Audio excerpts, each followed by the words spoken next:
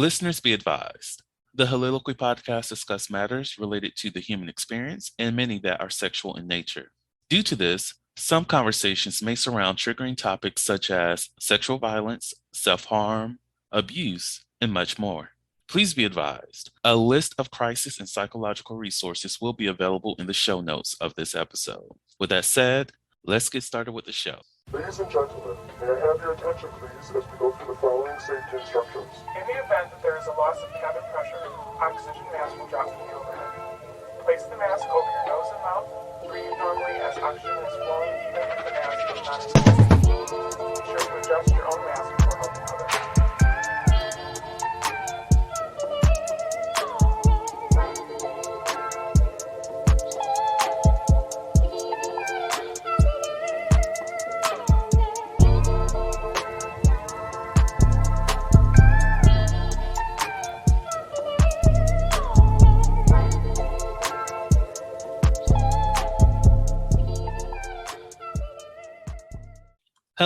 Hello, everyone. Welcome to the Soliloquy podcast, where we step out and speak on sexuality. This is your favorite host, Vernon T. Scott, also known as Slater Jackson, and for you freaking motherfuckers out there, Sebastian Adams.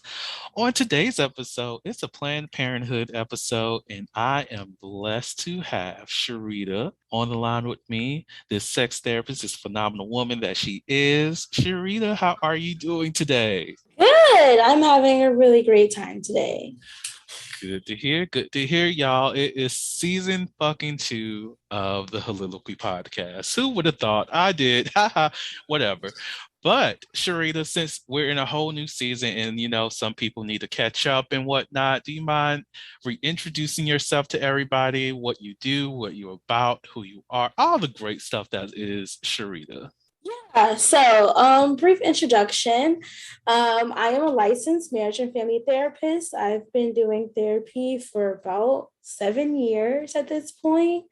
I'm also a certified sex therapist under the Sexual Health Alliance. So not only am I working with couples and families, but I'm working and talking about these own sexual issues that we're talking about right now. So I also am a manager on the side as well. So. Awesomeness. We love to see it, y'all. Sharita is goals. She is real goals because, one day I'm going to have that title as sex therapist as well, and also marriage and family therapist. So I look up to this woman. Love to see her thrive out here. And also for people who might be interested in, if you're in Georgia and might need some therapy, I will be including her information below so you can look into her. If you feel the need of booking an appointment with her, you can always do so. But just to let you know, if she's full, she's full. And what I love to see it full. That means sis is getting paid. Right. And just to add, I typically only are working with young adults and older. So I'm not really seeing teenagers or children at this moment. So. Good to know. As mentioned earlier, this is a Planned Parenthood episode, which does not necessarily mean that we're talking about the organization. Planned Parenthood just can be anything dealing with planning to be a parent. Now, one of the things that we discussed way back when during our intake meeting was increasing access to sex education and other resources. So just in the realm of your education, what was sex ed like for you, as well as if you, let's say, had an opportunity to expand access to it, what would that expansion look like for yourself? Yeah, so coming from a conservative Southern background, sex education looked a lot like, and from what I hear, it's pretty similar to abstinent-based. Right. So it was very shameful, very stigmatizing, very if you have sex, your penis is gonna fall off, or you're gonna get AIDS and die. It was very, very shaming. And it was pretty awkward because at that time, you're a teenager and you are hypersexual most of the time. So it was even though people were hypersexual, you weren't taught really how to be sexual beings. So one of the things that I would push, and part of the reason why I became a sex therapist is to kind of educate people on all these different things, right? There's no STI right now that is life-threatening. Even with HIV, which is, I know that one is the one that everyone is so afraid of. There's medicine now that you can't transmit it. If you're taking your medicine, you equals you. If you're keeping up with yourself, there shouldn't be really any major issues like taking your medicine every day. You should be fine. People are living happy and normal lives. But there's so much stigma, right? Even about like the more common STIs like HPV and herpes. People don't even hear about those as much. There's so much stigma about them, but almost everyone has it, right? And most of the time for HPV, it clears up on its own. And so being able to have a thorough sex education where I'm able to explain, and it not to like shame anyone for being hypersexual, not to shame anyone for engaging in those type of things, and provide them with possible ways to kind of have consent, and talking about consent and possible ways for contraceptive, right? So some people are allergic to latex, but what are some other condoms that we can use? What are some other things that we can do to protect ourselves and others? If we are STI positive, which most of the world is, right? Normalizing that and being like, okay, now I'm STI positive. How do I continue living my life and having a healthy, happy sexual life like that? Ooh, you're just hitting everybody with some knowledge bombs today. Like, one, there are no STIs that are life-threatening, and that's something that's good to know, that you can live a long life, you can live a happy life, you can have a sexually free life, regardless of if you have a STI that's present. And the other thing is when you brought up different condoms, and I know, like, for myself, I've encountered so many people over the years who's just like, oh, like either they'll make an excuse that they have a latex allergy, or even if it was true, I'm like, okay, that's fine. Even though you entered into this in the mindset that, oh, I don't want to use condoms. And when I brought that up, now you're saying you have a latex allergy. And then I hit you with that, well, guess what? I only purchased non-latex condoms anyways. So look, fair game. Let's but people don't often know that there are different types of condoms out there. Like for myself, I prefer skins because if I'm not mistaken, like all of their condoms are non-latex. Yeah, I believe they're lambskin. I think so. I forget. And it's crazy. I have one in my room, so I can definitely like look it up. And the other thing is, like, if you are looking to, regular latex condoms, like, you have options there too. You have the bearskin that, Trojan has one. B condoms, they have one. That's a black-owned condom company for people who don't know. You have okay, I was about to say Magnums, but I do not recommend Magnums for anybody. Those things are thick, and no. Do not purchase Magnums, people. Do not. I know they're a part of Trojan, but don't do it. You have Lifestyles, which is actually pretty great condom brand.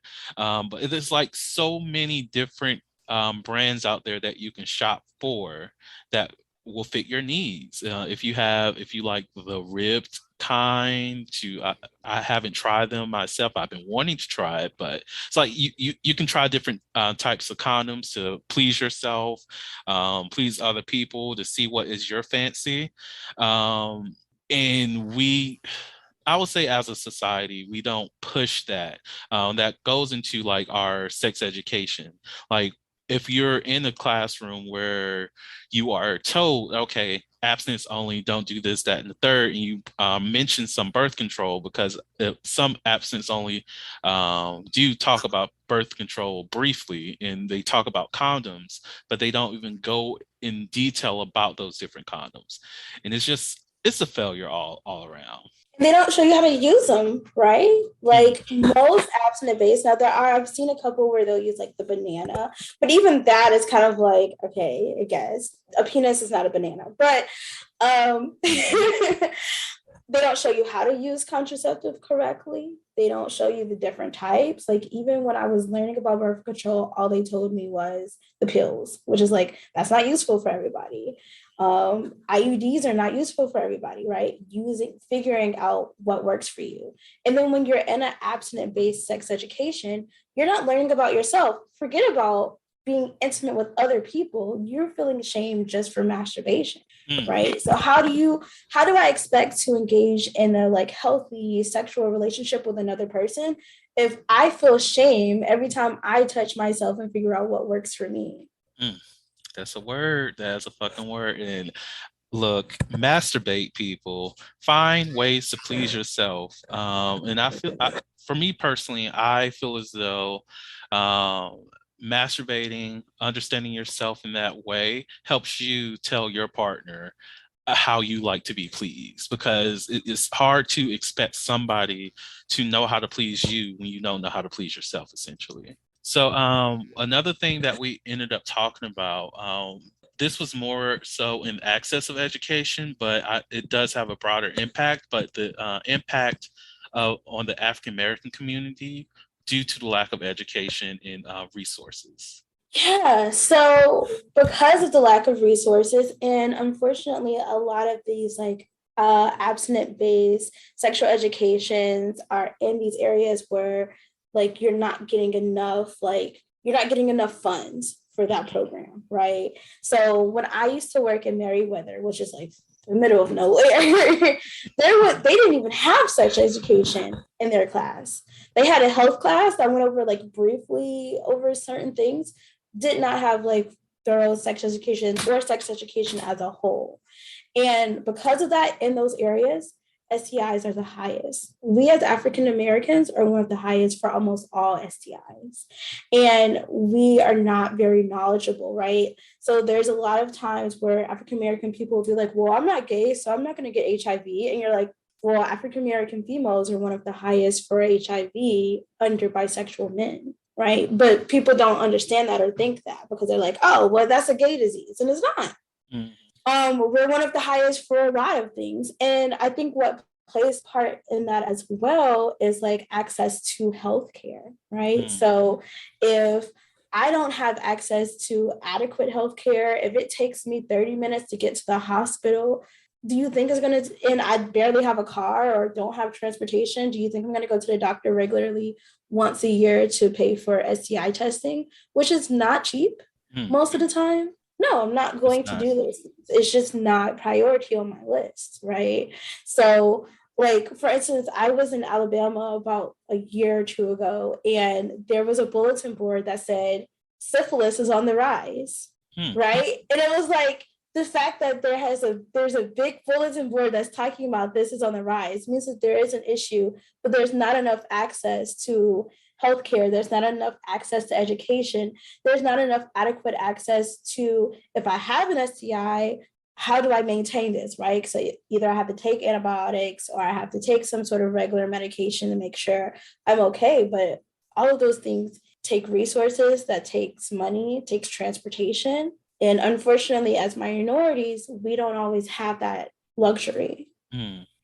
And one of the things I think about when it comes to the impact of like just even knowing about sexuality and STIs is just the messaging behind it. Because, you know, when you don't have time to be doing your own independent research or digging deep, going on Google to think about my symptoms and, you know, like we talked in a previous episode, how most STIs are not they are asymptomatic. So you're not going to have any symptoms displayed. So you have this concept of either A, that's only for people who are homosexual, B, if not itching, scratching, and all this other stuff, I don't have anything. 3, you even have those messages that, you know, you might as well have sex raw because it doesn't feel the same. The Holiloquy podcast focuses on the variability of sexual expression. When it comes to sexual expression, we often depend on pornography to illustrate how one must perform sexually. For those who have not learned this by now, the stuff you see in porn is not real. Pornography provides a singular perspective of sexual expression that is not often the reality we see during our own sexual encounters. The Soliloquy podcast is a conversation that takes you outside of the compressed box of what many know about sex. Some of the topics we discuss includes kinks, condom usage, status disclosure, and past sexual experiences.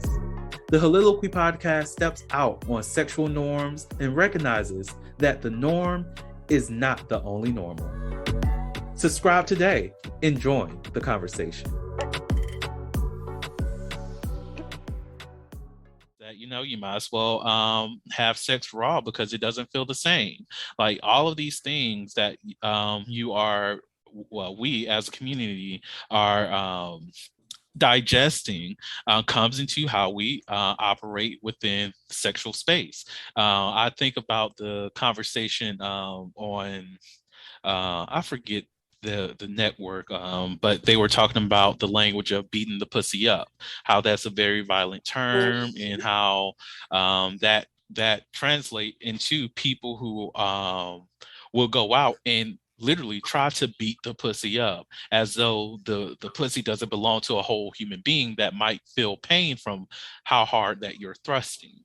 And how, since this is something that is mainstream, that's out there, that you have all these famous people who have all these women and men who are dating them, it's like, okay, if this person is saying that this is the way that we have sex, therefore we should have sex this way. You have porn that also does a similar thing where it's a little bit more forceful than actually loving or even sensual.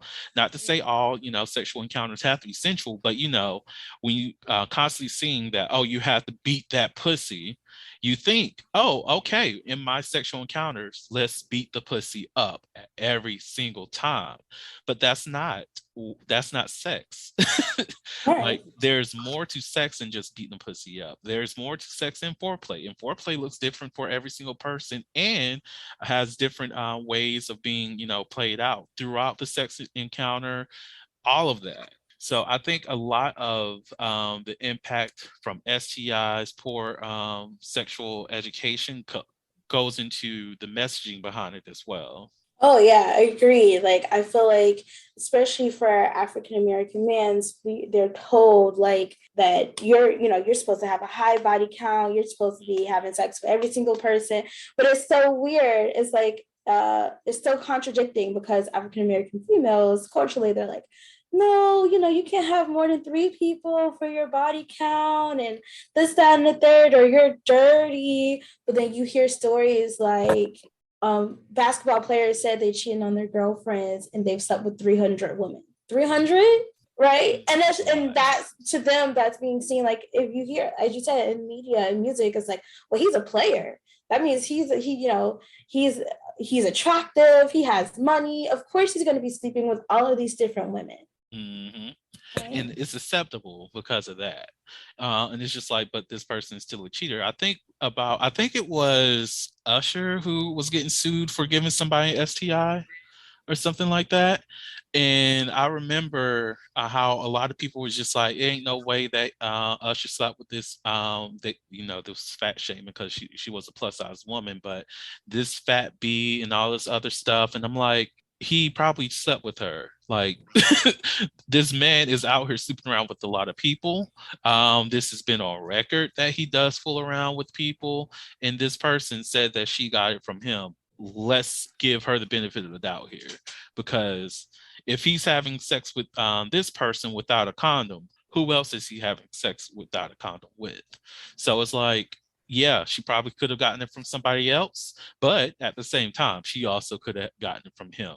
Let's not shame this person. Let's not try to make this celebrity holier than thou when, come on, we're all human out here. He made a mistake or he did something on purpose. I don't care what it is, but at the end of the day, give the person the benefit of doubt when it does come to some things like this. What were you about to say? Yeah, I was going to add to that. So, it was alleged that he gave this girl herpes, right? And so, but then you look at the comments and you see how ignorant, like, people's view on it. Like, Usher has herpes. No, that can't be right. Like they were dismissing everything about him. And like the thing is, herpes is one of those things that are asymptomatic that most people have. They don't even know they have it. Mm-hmm. And it was like, maybe he could have, maybe you can't. A lot of the times it's really hard to prove whether or not someone gave you herpes because you could have it in your body and be dormant for years and not know it. But one of the things that made me think about though, I remember them going ham on Usher. Like even now, like there's still these like herpes jokes about Usher. But about a couple years prior to that, Charlie Sheen was actively having sex with people with HIV. Mm. And I remember like he still kept his job. Like I remember like it was a big blow up a little bit for like a couple months, and then it just died down and like no one else made any jokes about it, nothing else. And it was like kind of crazy how even if I wouldn't put STIs on a tier, but HIV is the one that people are the most scared of, you know? Mm-hmm. And it was like, it's kind of crazy how they kind of just was like, oh, okay, Charlie Sheen has HIV and he gave people, we're sleeping actively with people with HIV and not telling people. And they just kind of like brushed that under the rug, whereas like they're still going ham on Usher about herpes. Like I don't hear any jokes about Charlie Sheen. Child, isn't that a felony?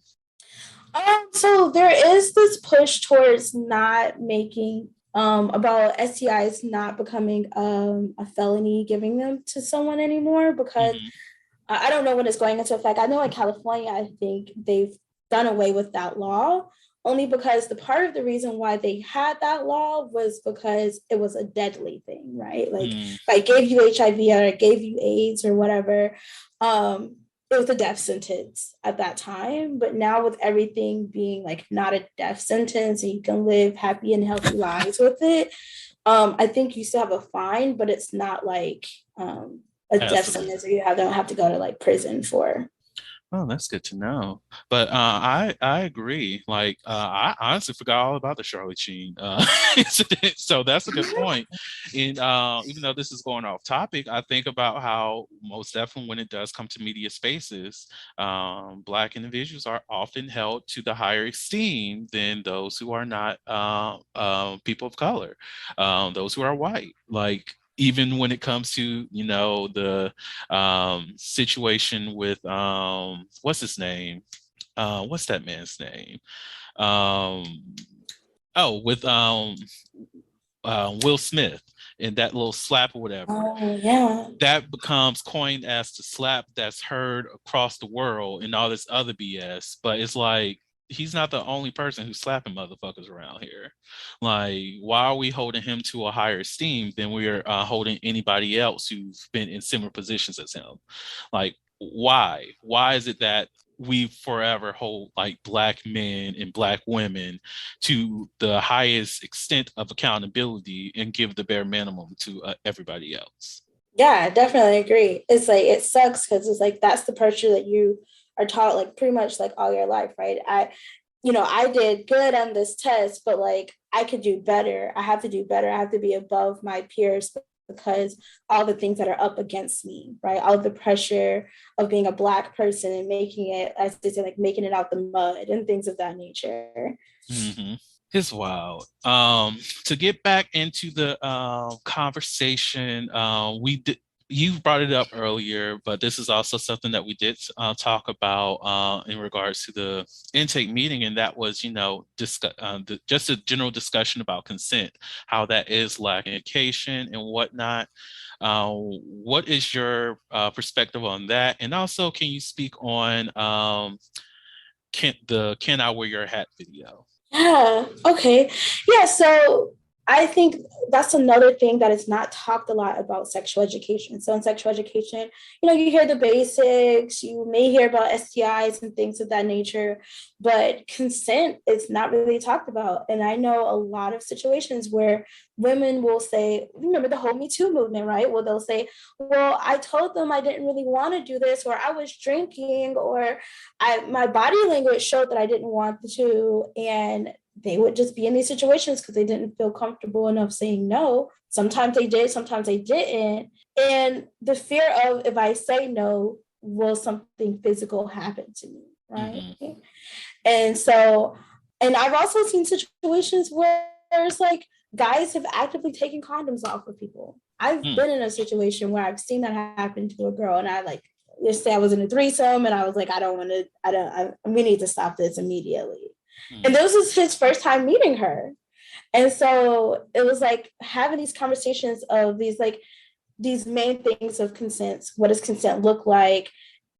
Paying attention to body language, paying attention to your needs, your wants, and not just doing something just because someone's there. Instilling self-esteem and self-worth, right? Like those are all major components of these consents that's not talked about at all in sexual education. So a little bit about the Can I Wear Your Hat? And I think Can You Wear Your Hat is kind of like my favorite video. I remember watching it in undergrad and being like, this is so cool. And it talks about consent. So one thing that we don't really think about a lot was like when we think about rape, we think about it in the idea of like some creepy guy in the bushes, like coming out and like grabbing you and like throwing you in the car and raping you, which I mean, there are instances of that, but most of the time, if you're being raped, it's by someone you know. Most of the time, if you're being raped, most instances of rape are from a partner, someone that you've already been intimate with before. Right. And so with that being said, the way that we view like rape and consent needs to kind of change, right? And so the awesome thing about Can I Wear Your Hat? It talks about, so even though one of the things about Can I Wear Your Hat, it talks about like using the hat as like the form of consent. So this girl has a hat on her head and the guy was like, can I wear your hat? And so every time he engages or he wants to wear the hat, he has to ask. Just like anytime you want to be intimate with someone, you should ask. And there's a sentence in the video that's like, even though I wear your hat regularly and I love your hat and we always, have a fun time when I wear your hat, I have to ask for it again. I can't just assume that you're going to just give me your hat. Yes. And so that's a really awesome thing, because even with a partner, there's times where, I mean, I've heard multiple stories of women who've just been like drunk with their partner and the guy just starts to have sex with them, even though they don't really want to do it, but they're like, well, I'm here now and I can't say no. But always say no. You can say no to the point where you're naked. You can say no to the point where they're already inside of you and you no longer want it anymore. And I think that's the hard part, is being able to say no at any point of that. It doesn't matter how drunk you are. And I think that's the thing that a lot of people do not connect with, or either know that they have the option to do, is say no during the act, like while completely nude or whatever. Because I will say, at least for my own personal experience, I've been with someone who did remove a condom without my consent and without my know-how. And it's just like, who were you to make that decision about the trajectory of my life because of what you thought I would be comfortable with without communicating with that? And like that does leave you just in a place of just thinking. Now you have to worry about your health. You have to make sure you go get tested and all these other things. Change your livelihood just to accommodate for this one. I can't even say mishap, but this thing that happened to you. And to know like you have that option, just be like, hey, what you're doing, I'm no longer comfortable with. It's time for me to go, or we just cannot be here together. But a lot of people don't even know that no is really an option. Yeah, and taking a condom off is rape. It is. There's actually, I'm trying to remember the name of the movie. There's actually a movie about it. Is it a show? I can't remember it. When I remember it was on HBO. It was actually a really, really good movie. And that, I mean, it talks about how that is rape. Like, it's the lack of giving people the option, because it's like if you chose, like, for anybody who've ever experienced that, it's like if that other person actually stopped and communicated with you, hey, are you comfortable with this? There's a possibility if they are comfortable with you and they trust you enough, they might have even said yes. Oh yeah, we can remove the condom. Most definitely if you've had, sex with that person on an ongoing basis. Sometimes no. Like even today, well, as of this recording, to choose to just have sex with somebody, most definitely if it's somebody with a vulva who can give birth, you're setting them up to potentially die. Like this is like, that is literally a violent act to do that, because one, if they get pregnant, either they are going to be forced to have the child, or if they have the funds and able to get an abortion, it might benefit them there, but they still have to do all that. They have to actively find ways of either raising that child or getting rid of that child, and it's all because you wanted to be selfish in that moment and violate their body.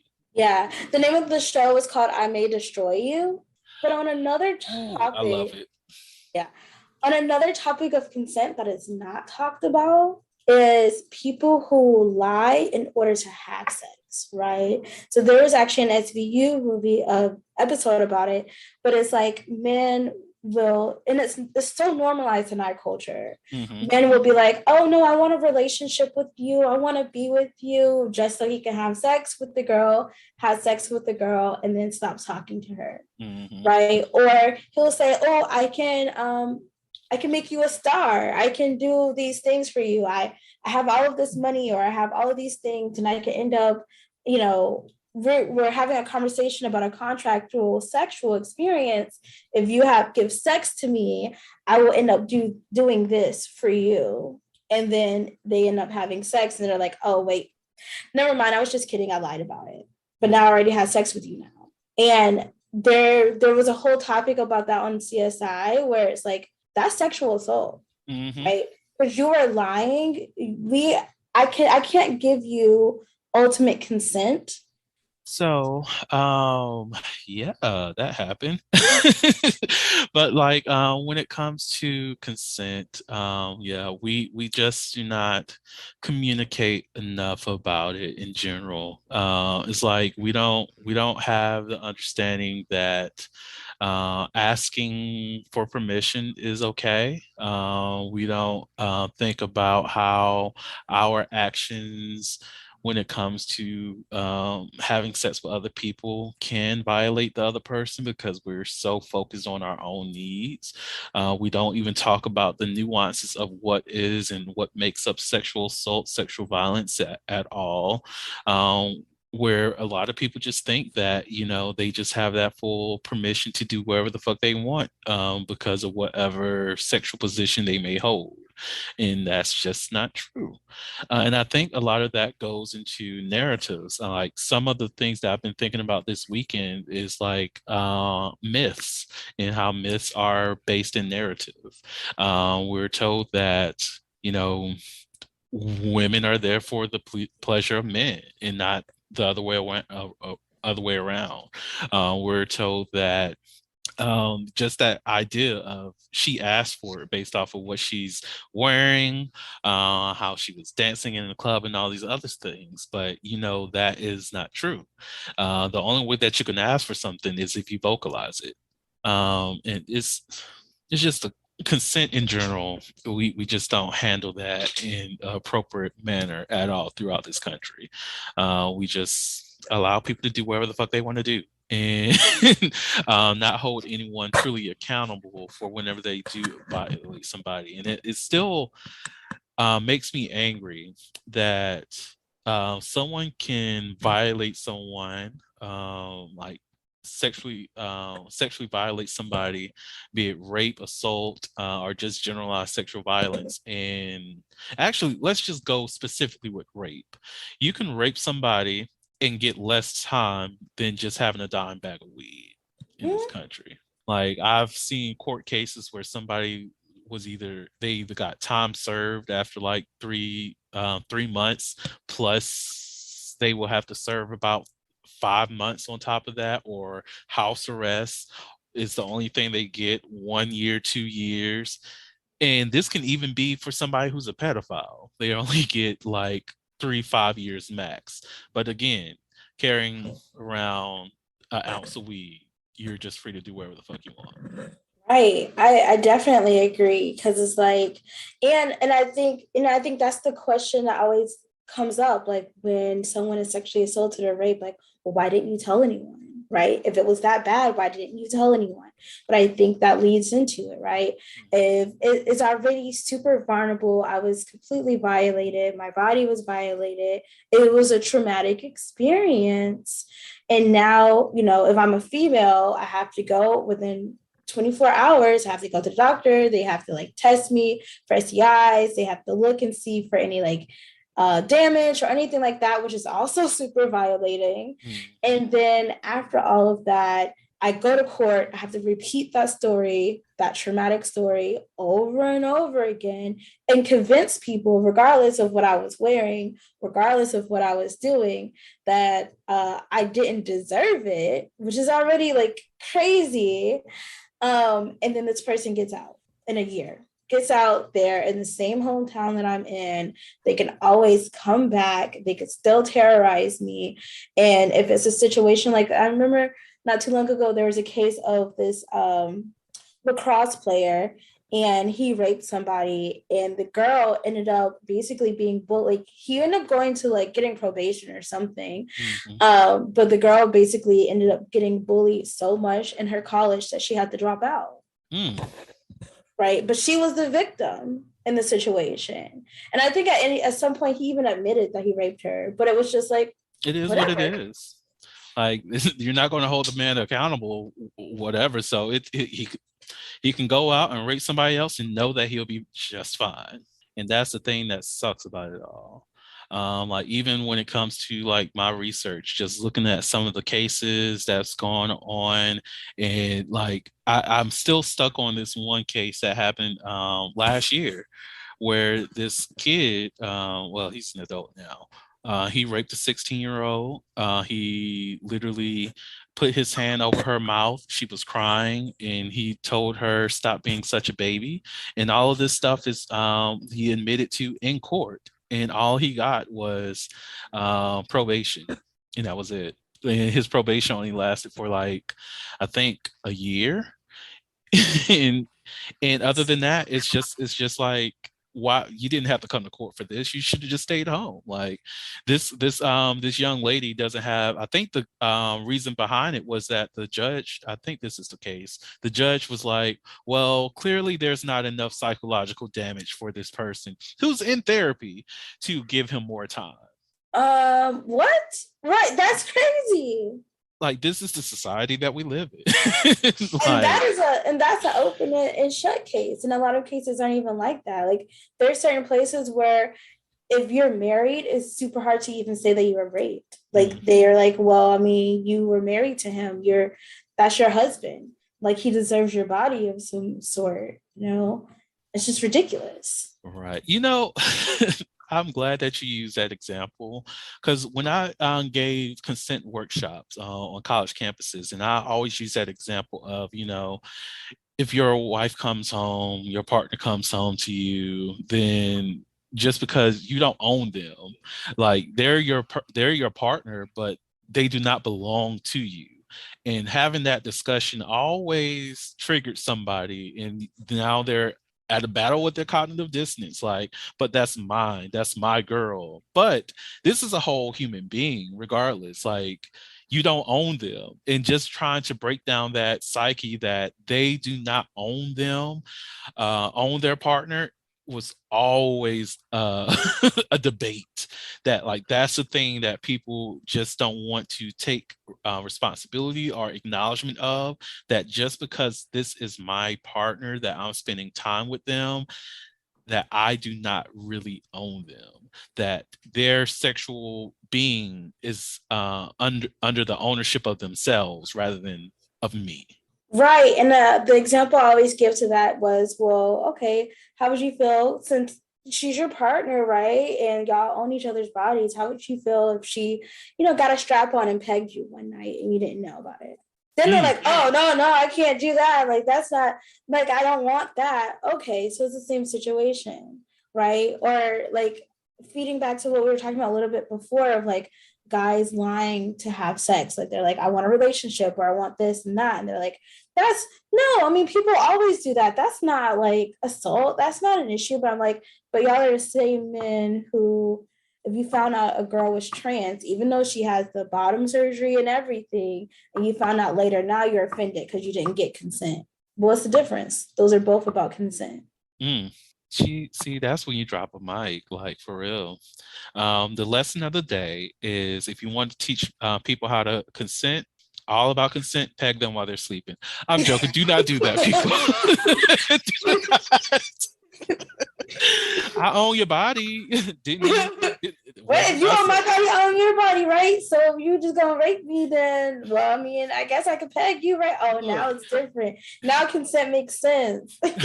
It's called mutual rape. Duh. Like, that's not a thing, people. Please don't rape people. Please don't be out here. Look, the Soliloquy podcast is not telling you to go out there and rape people and call it mutual rape. That is not a thing.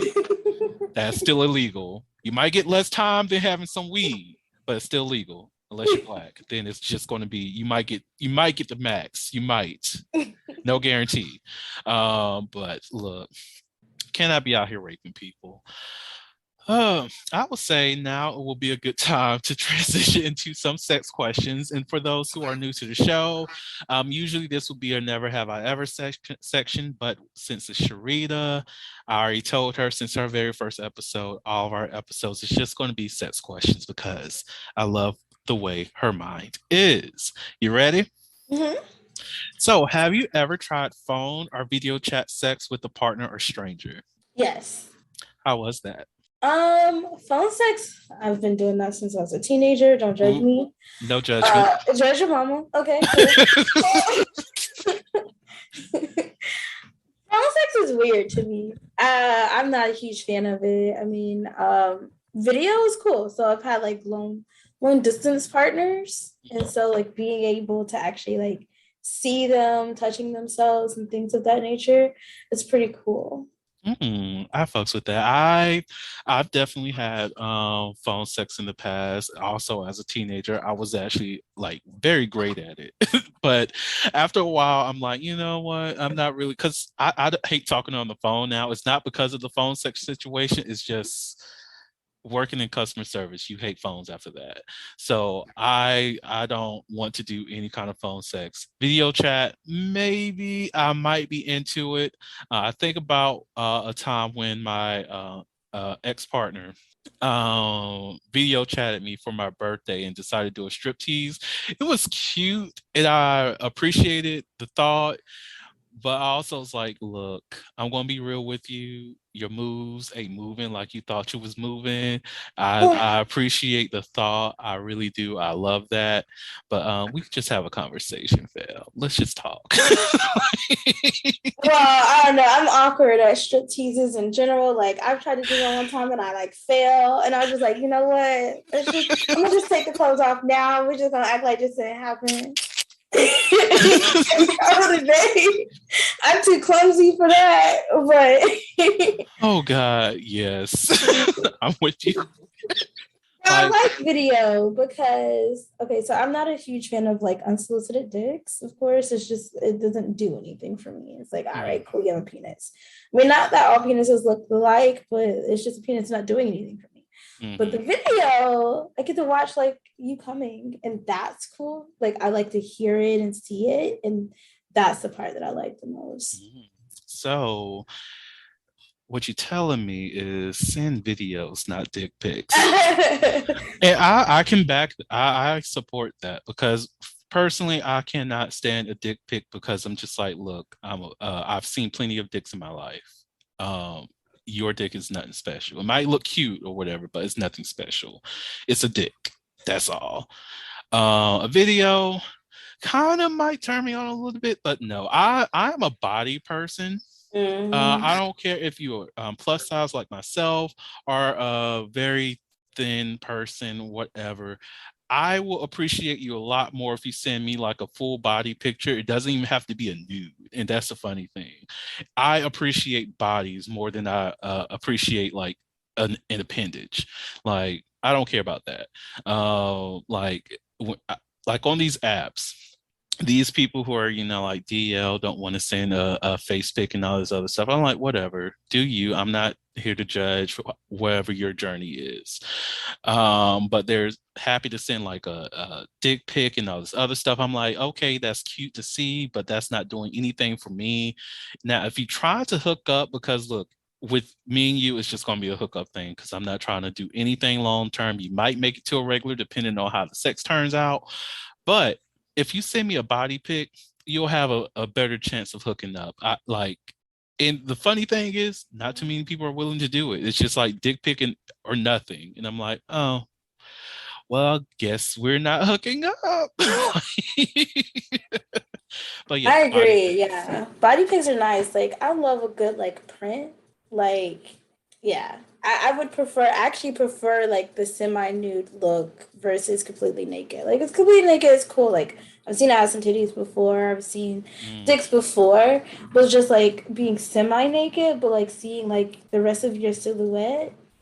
That's... Like I like you said, seeing tits and ass before. Like for me, like I can get turned on by seeing a nude, yeah, or whatever, but it doesn't sexually stimulate. Now, let me say if I'm going through the timeline and I see somebody in like a bikini, oh my God, I'm just like, oh, okay, you looking good. Let me go ahead and keep on going. It's not even the reveal of it all. It's just it looks very good on you. And that's the thing that I appreciate most. Like going back on that former partner, I literally this was no, that was Valentine's Day for the strip tease. The birthday, I purchased an outfit. And I was like, okay, this is what the outfit is going to be. You like cat ear, so we're going to do this cat ear thing going on.